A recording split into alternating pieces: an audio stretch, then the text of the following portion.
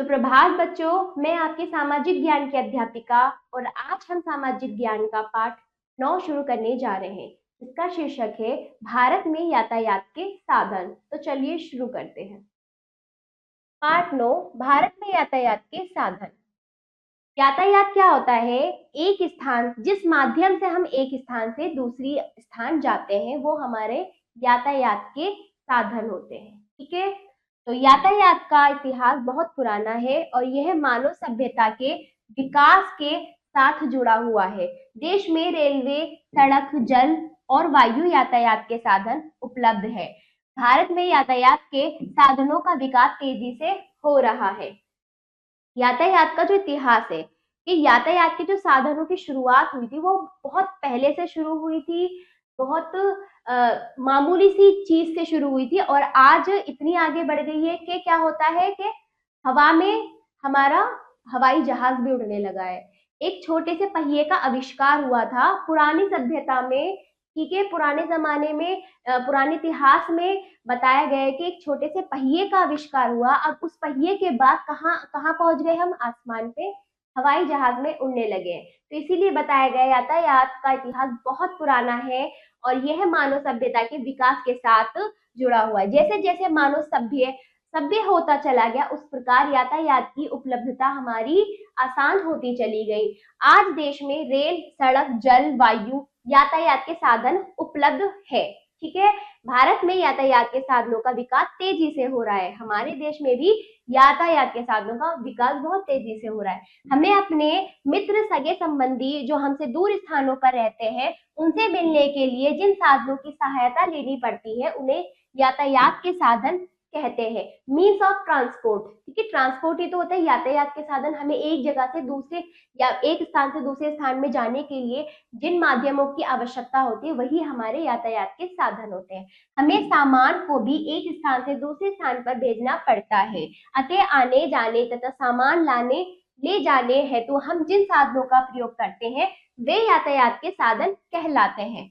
यातायात के कई साधन हैं, हम अपनी जरूरत के आधार पर उनका चुनाव करते हैं।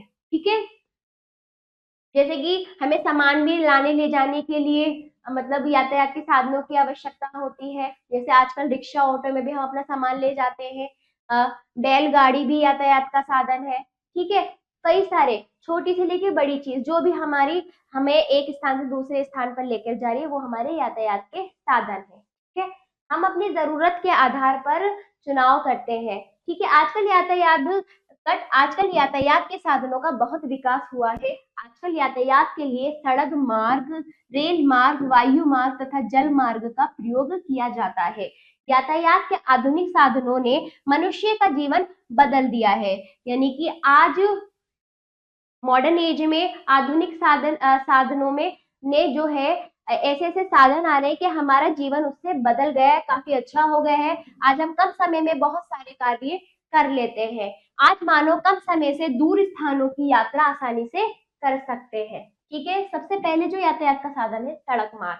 सड़क पर बस और ट्रक द्वारा यातायात होता है। हमारे देश में कई राष्ट्रीय राजमार्ग, नेशनल हाईवे हैं। एक राष्ट्रीय राजमार्ग वाराणसी, इलाहाबाद, फतेहपुर, कानपुर, इटावा, आगरा और मथुरा होते हुए दिल्ली पहुंचता है। ठीक है, जो एक हमारे देश में हाईवे, नेशनल हाईवे, ठीक है, राष्ट्रीय राजमार्ग इतना है कि वो वाराणसी से इलाहाबाद, इलाहाबाद से फतेहपुर, फतेहपुर से कानपुर, इटावा, आगरा, फिर मथुरा। यानी कि बस या कार के जरिए भी हम इतनी दूर राजमार्ग इतने लंबे लंबे होते हैं कि अलग अलग जगह से, अलग अलग स्टेट, अलग अलग राज्य से होते हुए हमें एक स्थान से दूसरे स्थान तक दूर तक का सफर करवाते हैं। ये राजमार्ग, नेशनल हाईवे जो होते हैं, यानी इतनी लंबी सड़क अच्छे से बनाई जाती है कि हमें बस और कार से भी हम एक स्थान से दूसरे स्थान तक लंबा सफर कर सकते हैं।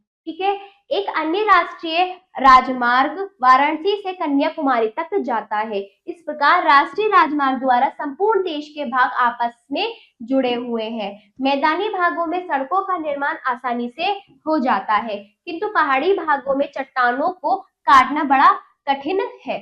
समझ रहे हो? राष्ट्रीय राजमार्ग क्या होते हैं?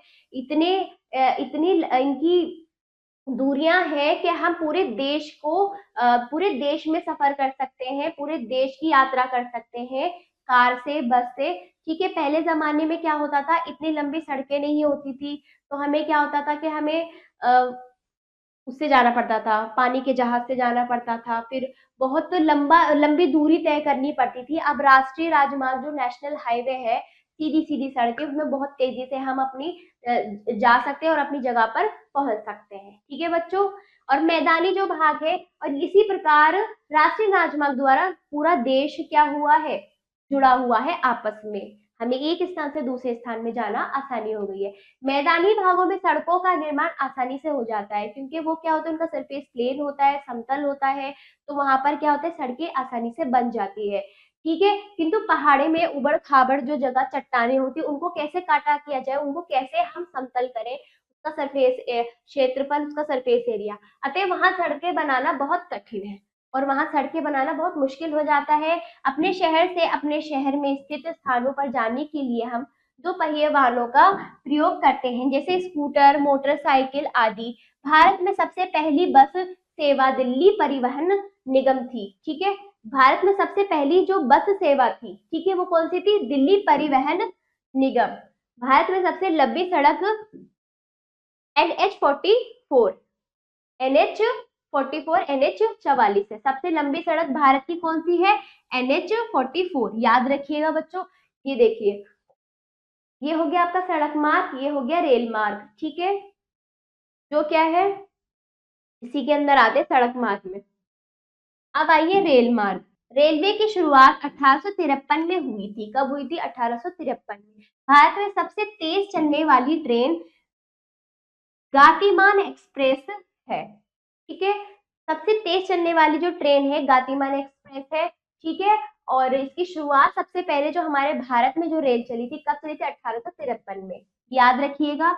रेल यातायात का दूसरा महत्वपूर्ण साधन है। पहला क्या है, बस, कार, सड़क माध्यम से, और सड़क माध्यम से दूसरा महत्वपूर्ण साधन रेल है। देश के सभी प्रमुख नगर रेलों द्वारा देश के अन्य प्रमुख नगरों से जुड़े हैं। ठीक है, रेलगाड़ियों से हमें अनेक लाभ प्राप्त होते हैं। रेलों द्वारा यात्री देश भर की यात्रा कर सकते हैं। ठीक है, तो क्या होता है कि देश, जिस प्रकार से हाईवे से पूरा देश जुड़ा हुआ है राजमार्ग से, इसी प्रकार से रेलों से भी हमारा पूरा देश आपस में जुड़ा हुआ है। लोग क्या होता है, इसका पूरा लाभ उठाते हैं, और एक स्थान से दूसरे स्थान, काफी दूर की यात्रा वो अच्छे से सुविधाजनक कर लेते हैं। इनमें एक ही समय में बहुत से लोग यात्रा करते हैं। इनसे विभिन्न प्रकार के सामान को आसानी से दूर तक भेज सकते हैं। रेल सामाजिक संबंधित बढ़ाने में भी सहायक है। रेल क्या होता है, एक सुविधाजनक यात्रा है। इसमें हमारा सामान, इसमें इतनी जगह होती है कि सभी लोग सही समय पर, सही जगह पर एक साथ जा सकते हैं।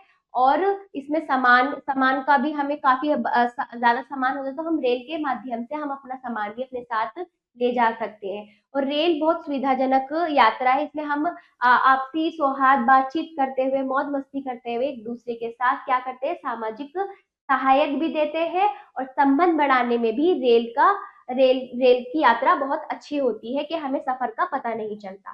ठीक है, यात्रा का पता नहीं चलता। अब आ जाइए वायु मार्ग। विमान की शुरुआत, विमान यानी वायु में उड़ने वाले यातायात, विमान की शुरुआत 1903 में हुई थी। वायुयान एयरप्लेन, ठीक है, एरोप्लेन जो होता है कट, वायुयान एरोप्लेन यातायात के सबसे तेज साधन है। वायुयान द्वारा माल भी ढोया जाता है तथा बाढ़ आदि प्राकृतिक विपदा के समय खाने पीने का सामान पहुंचाया जाता है। देश के सभी प्रमुख नगरों में हवाई अड्डे बने होते हैं। क्या बने होते हैं, हवाई अड्डे। मुंबई, चेन्नई, कोलकाता और दिल्ली में प्रमुख हवाई अड्डे हैं। वायु मार्ग क्या होता है, विमान, हवाई जहाज, हेलीकॉप्टर, काफी सारे वायु मार्ग के द्वारा हमारा यातायात का साधन है, जिसमें कि इस शुरुआत कब से हुई थी, वायु मार्ग की 1903 में। ठीक है, वायुयान यानी एरोप्लेन जो है, यातायात का सबसे तेज साधन है। ये हमें एक देश से दूसरे देश में कुछ घंटों में पहुंचा देता है बच्चों। वायुयान द्वारा हमारा माल, हमारा सामान जो भी हम इधर से एक्सपोर्ट इंपोर्ट करते हैं वो भी हमारा जाता है। तथा बाढ़ किसी देश से हमें कोई चीज लानी है और यहाँ से भेजनी है, आयात निर्यात भी हम कर सकते हैं, एक्सपोर्ट निर्पोर्ट, ठीक है, कट एक्सपोर्ट इंपोर्ट भी कर सकते हैं। तथा बाढ़ आदि प्राकृतिक विपदा के समय यदि प्राकृतिक विपदा हुई कि हम वहां पानी हो गया या फिर कुछ भी समस्या हुई, अब वहां पहुंच नहीं पाए, तो हम क्या होता है वायुयान के जरिए, वायुयान के से हम उसके माध्यम से हम चीजों को, लोगों को प्राकृतिक विपदा के समय खाने पीने दवाई का सब सामान उनको लाकर दे सकते हैं। ठीक है, तरह वायुयान का बहुत बड़ा उपयोग है। देश के सभी प्रमुख नगरों में हवाई अड्डे बने हुए हैं। हमारे देश में कई सारे हवाई अड्डे बने हुए हैं। मुंबई, चेन्नई, कोलकाता और दिल्ली में प्रमुख हवाई अड्डे बने हुए हैं, बड़े बड़े। ठीक है, ठीक है, ये हुआ वायु मार्ग। अब आइए जल मार्ग। दूर दूर के स्थानों की यात्रा करने के लिए तथा सामान भेजने के लिए हम जल मार्ग का उपयोग करते हैं। जल यातायात के लिए सबसे महत्वपूर्ण बंदरगाह मुंबई बंदरगाह है। जल मार्ग से नावों, पानी के जहाजों तथा स्टीमरों द्वारा सामान एक स्थान से दूसरे स्थान पर भेजा जाता है। यातायात के साधनों में जल यातायात सबसे पुराना यातायात है। ठीक है, अब आगे जल मार्ग। जल मार्ग में क्या होता है, जल मार्ग हमारा सबसे पुराना यातायात का साधन है। बहुत पुराने समय से ये चला आ रहा है। दूर दूर के स्थानों के लिए, दूर दूर तक हमें किसी स्थान पे बहुत सारा सामान भेजना हो या फिर यात्रा करनी हो, ठीक है, आजकल जल मार्ग द्वारा व्यापार अधिक किया जा रहा है बच्चों, है ना। जल यातायात के लिए सबसे महत्वपूर्ण बंदरगाह मुंबई बंदरगाह है। ठीक है, मुंबई का सबसे महत्वपूर्ण बंदरगाह जहां पर लोग व्यापार करते हैं। बंदरगाह जहां नावें, जहाज होती हैं, जहां व्यापार होता है, एक देश से दूसरे देश हम चीजों का आयात निर्यात करते हैं, इंपोर्ट एक्सपोर्ट करते हैं। तो वो जो जगह, व्यापार की जो जगह होती है, जल मार्ग के द्वारा जो व्यापार किया जाता है वो होता है बंदरगाह।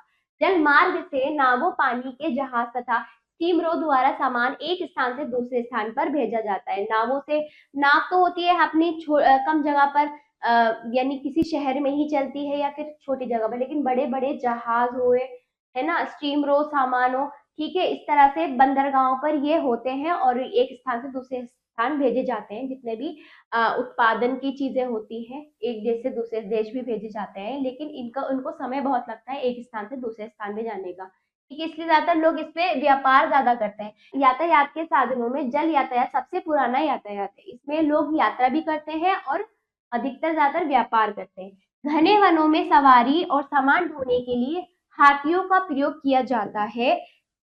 पहाड़ी क्षेत्रों में सवारी और सामान ढोने के लिए खच्चरों और गधों का प्रयोग होता है। ठीक है, तो समझ रहे हो आप, चाहे वो चाहे वो पशु हो, चाहे वो किसी प्रकार का वाहन हो, सभी यातायात के साधन होते हैं। जैसे घने जंगलों में सवारी हाथी की होती है, ठीक है, और रेगिस्तान में ऊंट की सवारी होती है। राजस्थान में ऊंट की सवारी होती है, वहां पर क्या होता है, मुश्किल होता है वहां पर गाड़ी चलना, ठीक है, क्योंकि वहां पे रेतीला है, तो वो भी एक यातायात का साधन है। यातायात का अर्थ है एक स्थान से दूसरे स्थान ले जाने वाले माध्यम। ठीक है, पहाड़ी क्षेत्रों में सवारी की जाती है, सामान ढुलवाया जाता है खच्चरों से, गधों से, है ना। ये सब क्या है, यातायात के साधन। ठीक है, ये पार्ट यहीं पर समाप्त हुआ। महत्वपूर्ण बिंदु, यातायात के कई साधन होते हैं। हम अपनी यात्रा के आधार पर यातायात का साधन चुनाव, यातायात के साधन चुनाव करते हैं। भारत में यातायात के साधनों का विकास प्रगति पर है। ठीक है, बहुत तेजी से हमारे देश में यातायात के साधनों का विकास हो रहा है। आज भारत में यातायात में आधुनिकता को बढ़ावा मिला है, जिसमें मेट्रो ट्रेन एक बहुत बड़ा उदाहरण है। जैसे कि आप जानते हो कि यूपी में भी मेट्रो ट्रेन कई जगह आ चुकी है, अब ये मेरठ में भी आ रही है। इस तरह से तेजी से यातायात के साधनों का क्या हो रहा है, विकास हो रहा है। ठीक है, तो बहुत तेजी से आधुनिकता को बढ़ावा मिल रहा है। ठीक है, तो चलिए अब आ जाइए अभ्यास कार्य। सही विकल्प पर सही का चिन्ह लगाइए। यातायात के साधनों में से सबसे पुराना कौन सा है, कौन सा है, बताइए। जल यातायात। दूसरा, भारत में सबसे लंबी सड़क कौन सी है, NH-44। तीसरा देखिए, विमान की शुरुआत कब हुई, कब हुई, 1903 में। ठीक है, चौथा देखिए, भारत में सबसे तेज चलने वाली ट्रेन कौन सी है? गतिमान एक्सप्रेस। ठीक है, अब आ जाइए रिक्त स्थानों की पूर्ति। आजकल यातायात के साधनों का बहुत क्या है, विकास हुआ। क्या हुआ? विकास हुआ। ठीक है, दूसरा देखिए, यातायात के साधनों ने मनुष्य का डैश बदल दिया। क्या बदल दिया? जीवन बदल दिया। तीसरा देखिए, मैदानी भागों में डैश का निर्माण आसानी से हो जाता है। किन भागों में? मैदानी भागों में सड़कों का निर्माण आसानी से हो जाता है। चौथा, पहाड़ी क्षेत्रों में सामान ढोने के लिए गधों और खच्चरों का प्रयोग होता है। ठीक है, अब आ जाइए सही वाक्य के सामने सही तथा गलत वाक्य के सामने गलत का चिन्ह लगाइए। पहला, प्राचीन काल में बस और ट्रक तो यातायात के साधन रहे हैं। गलत। दूसरा देखिए, यातायात के साधनों के विकास के कट यातायात के साधनों के विकास से समय और श्रम की बचत होती है। सही। तीसरा, बहा तीसरा, पहाड़ी भागों में सड़कें आसानी से बनाई जा सकती हैं। गलत। चौथा देखिए, घने वनों से सवारी और सामान ढोने के लिए ऊंटों का प्रयोग में लाया जाता है। घने वनों में। गलत। हाथियों का प्रयोग लाया जाता है। ठीक है, निम्नलिखित प्रश्नों के उत्तर दीजिए। पहला, यातायात के साधन किसे कहते हैं? दूसरा, हम अपनी यात्रा के आधार पर किसका चुनाव करते हैं? तीसरा, यातायात के कौन कौन से प्रमुख मार्ग है? चौथा, सड़क यातायात के कौन कौन से साधन हैं? पांचवा, हाथियों का प्रयोग कहाँ और किस कार्य के लिए किया जाता है? इनका उत्तर आप स्वयं अपनी अभ्यास पुस्तिका में दीजिएगा। और ये पाठ आपका यहीं पर समाप्त होता है। आशा करती हूँ बच्चों आपको ये पाठ समझ आया होगा। इसका अभ्यास कार्य आप अपनी अभ्यास पुस्तिका में जरूर कीजिएगा। और अब हम मिलते हैं अगले पाठ पर। धन्यवाद।